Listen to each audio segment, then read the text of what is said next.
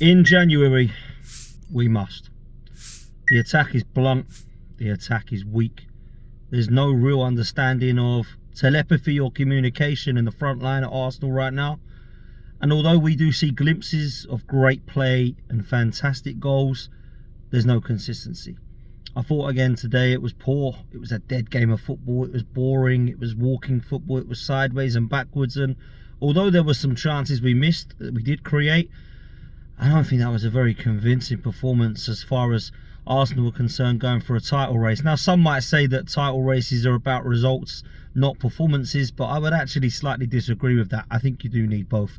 I think what you need is a performance that looks very confident and comfortable, that could easily walk away from the game, not just with 3 points, but also with 4 or 5 goals. And some opportunities that were missed tonight really need to be taken into consideration moving into January.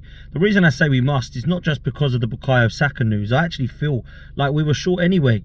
People said to me, oh, it looks like it might be a blow for Arsenal now with Saka being out. Maybe that will be the decision as if Arsenal win the league or not. And I've got to be real with you, I didn't have Arsenal winning the league with Saka in the team. I certainly didn't have us winning the league when I saw that summer transfer window. And I think that all of the worries and concerns and issues I raised back then are now starting to come to fruition. Let's just be real about it, people. We had a poor summer transfer window, which means one thing and one thing only: we can't have a poor January window. I looked at the bench tonight.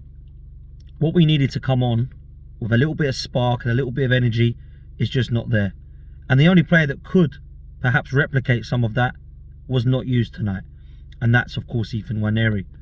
Bringing on Partey and Marino when we need to try and kill off a game. Yeah. Serious problems there. I need to see more, people. I need to see more. I've not been impressed by what I've seen this season from Arsenal. I think it's been sloppy in parts, but I also think that it's been really poor in the final third. And I have to be real with you, I thought we were poor again tonight. Gabriel's got to do better with a header. I think Kai Havertz has got a chance that he should have scored. I think Declan Rice and Martin Odegaard tonight probably should have done better with a couple of their opportunities, but if I'm honest with you, both of them went over the bar, and maybe a couple went into the hands of Muric, who was a poor goalkeeper, by the way.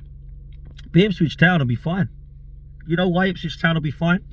Because every Town fan that I spoke to, and there's quite a few because I'm obviously fairly local over the border in Essex, they all said one thing: go easy on us tonight, people.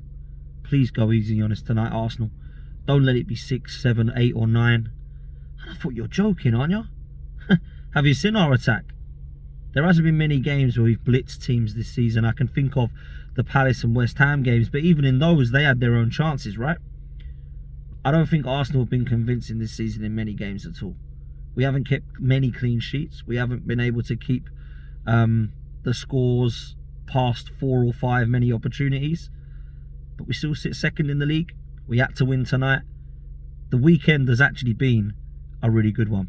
I say the weekend, it's not the weekend, but this game week has been a good week for us.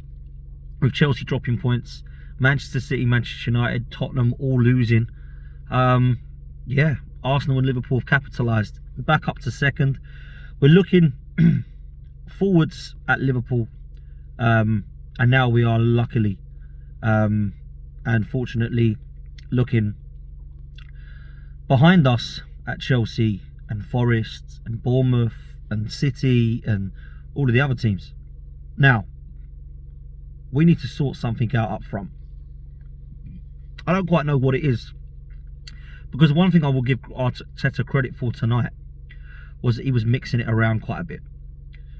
I saw Martinelli through the centre. I saw Martinelli on the right.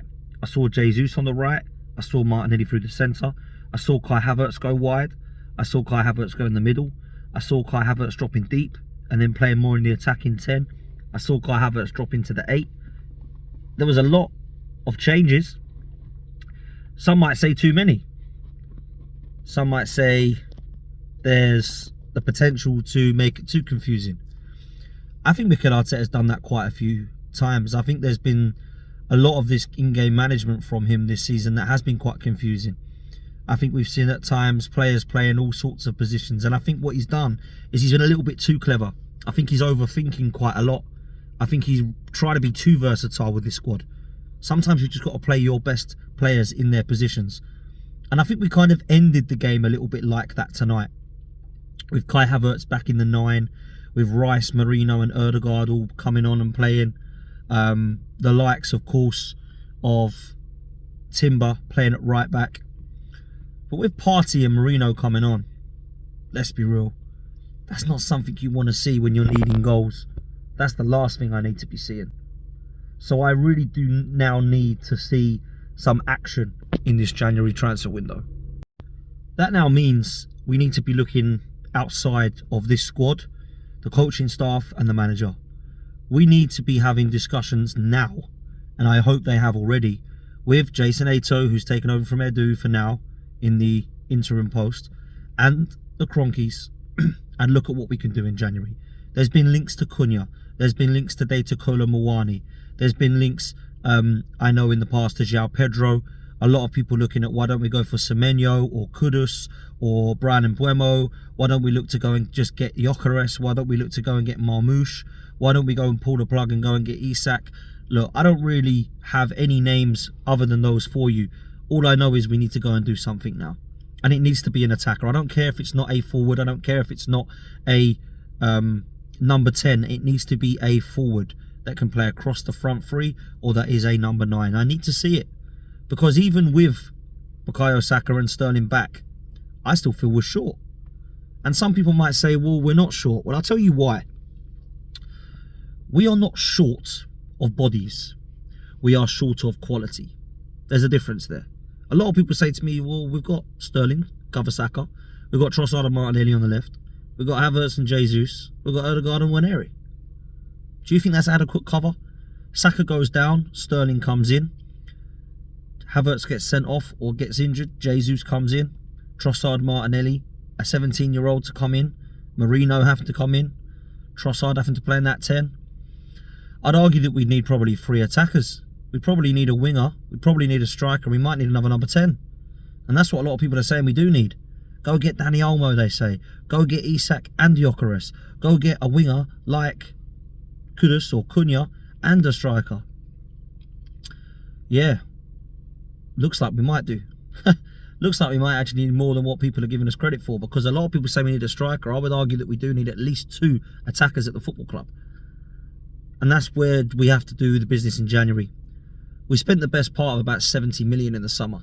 We got Sterling for pretty much nothing. A few £100,000 a week that we have to pay him. We got Marino in for 30 million. We got Neto in on loan, and we bought Calafiori for 40. That's 70 million euros spent in a summer. I think we need something big now. Now, they're talking about Kolo Muani being potentially £60 million. He's not had the best starts at PSG, if I'm honest with you. I think he's got about 2 goals this season. Last season, I think he got 5 goals and about 4 assists. He's not really a player that I look at to take us across the line, but he would be better than Sterling. He would be better than nothing. And with Saka now out for particularly a long time, I think Arteta's confirmed it's going to be 2 months in the latest press conference. So he's going to be back in March time, isn't he? Let's be real. We're going to miss him in January and February. So I need to see more from him now. And I need to see January something happening. And I don't think it's fair for us to look at Mikel Arteta here solely. We have to do what's right and look towards our board and our ownership and say, right, the manager needs some help. You've supported him before. You've backed him with dollar. He needs dollar again. Because any player that we bring into this football club right now is not going to be cheap. There is no point in going to try and get a loan deal for Evan Ferguson. There is no point in trying to take a winger in the ilk of Marcus Rashford on loan, trying to get him in. This player that we bring in needs to be ready now. He needs to be on fire. João Pedro, Cunha, Brian Mbuemo, Semenyo, Kudus, Isak, Gyökeres, Marmoush. Go and get one of those guys that's on fire, because they won't need 3 or 4 months to bed in. Because in January, you don't have 3 or 4 months. In January, in 3 or 4 months, the season's done. You don't have that. So that's why we need to go and do something in January now, because this attack is blunt. Right now, it ain't firing. And people will say, what are you moaning for? You won the game. Get on with it. Yeah, we took 3 points against Ipswich Town at home. Let's talk about the players to end. David Raya not much to do tonight. In fact, the whole back line didn't have much to do tonight. I thought Julian Timber played well. I thought Saliba and Gabriel mopped up. Gabriel should have scored with a header. But I want to mention Miles Lewis-Skelly. Looks so fearless, confident on the ball. Really impressed with how He shields that ball and he can spin and turn and come away with the ball. I think he looks a real talent, people. I think we've got a very, very good player on our hand. And I would like to say this. Although Ethan Nwaneri looks a hell of a lot more exciting, I don't actually think there's much indifference of quality between both the players. If you look at the positions they play, it's very different. But I look at the excitement of a left back and the excitement of an attacking midfielder very differently. But do you know what? Miles Lewis-Skelly's got more of an opportunity than Ethan Nwaneri here because of the amount of left backs that are getting injured. And every time I look at him, I'm impressed. Big time. So I'd like to mention that. I also think in midfield, Declan Rice needs a mention tonight. I thought he was excellent. Everything that he did was superb. He's starting to look like the Declan Rice that we've missed. And that's because he's finally got his rest. Good to see him come off tonight as well, if I'm honest with you. Just to keep him 100%. That's what we need. A fit Declan Rice. In midfield tonight, Havertz got his goal. Worked hard. I don't think he was great. Ødegaard, not quite himself tonight. Had a lot of the ball. Couldn't quite thread through that pass. Jesus, not quite like the Jesus that we want, but I think we're kind of getting there a bit more now. Looks a little bit sharper. Trossard with a good assist, but second half, not sure he really turned up. Martinelli tried but failed to get past his man. Tried in the middle but failed to impress. And every time he did get the ball, weren't really too much with it. Marino and Partey coming on. I'm not too sure that they did much. Arsenal weren't great tonight. Arsenal were pretty blunt. And that is why in January, it is an absolute must for us to go and buy. Make sure you do me a favour. Hit the like button. Hit subscribe. We're almost at 30k, people. Big up to you and up the Arsenal. See you on the next one.